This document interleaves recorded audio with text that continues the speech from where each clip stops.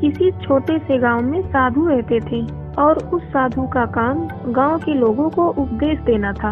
उसी गांव में एक नर्तकी रहती थी।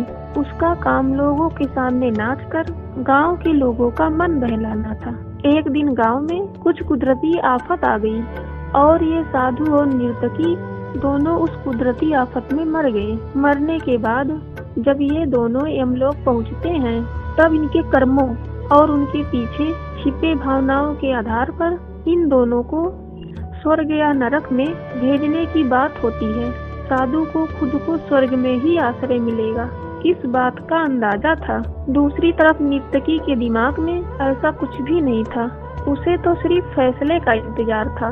तभी घोषणा होती है कि नर्तकी को स्वर्ग दिया जाता है और साधु को नरक। इस फैसले को सुनते ही साधु यमराज पर बहुत चिल्लाते हैं और उनसे क्रोधित होकर पूछते हैं, यह कैसा न्याय है महाराज?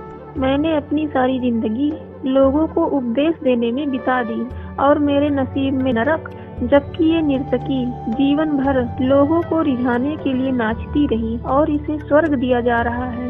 ऐसा क्यों? मेरे साथ ये अन्याय क्यों? यमराज ने साधु को शांति से उत्तर देते हुए कहा, ये नर्तकी अपना पेट भरने के लिए नाचती जरूर थी, किंतु उसके मन में यही भावना थी कि मैं अपनी कला को ईश्वर के चरणों में समर्पित कर रही हूँ। जबकि तुम लोगों को उपदेश देते हुए भी यह सोचते थे कि काश तुम्हें भी नर्तकी का नाच देखने को मिल जाए।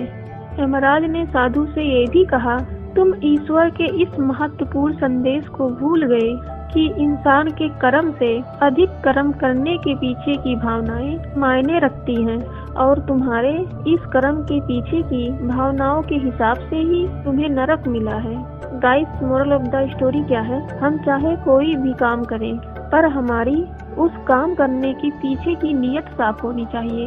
अगर हमारी नीयत साफ नहीं होती है तो हमें दिखने में भले लगने वाले काम भी पुण्य की जगह पर पाप का ही भागी बना देता है। गाइस, अगर आपको वीडियो अच्छी लगी तो लाइक से सब्सक्राइब कर नोटिफिकेशन बेल को ऑन कर दीजिएगा। Thank you so much for watching this video.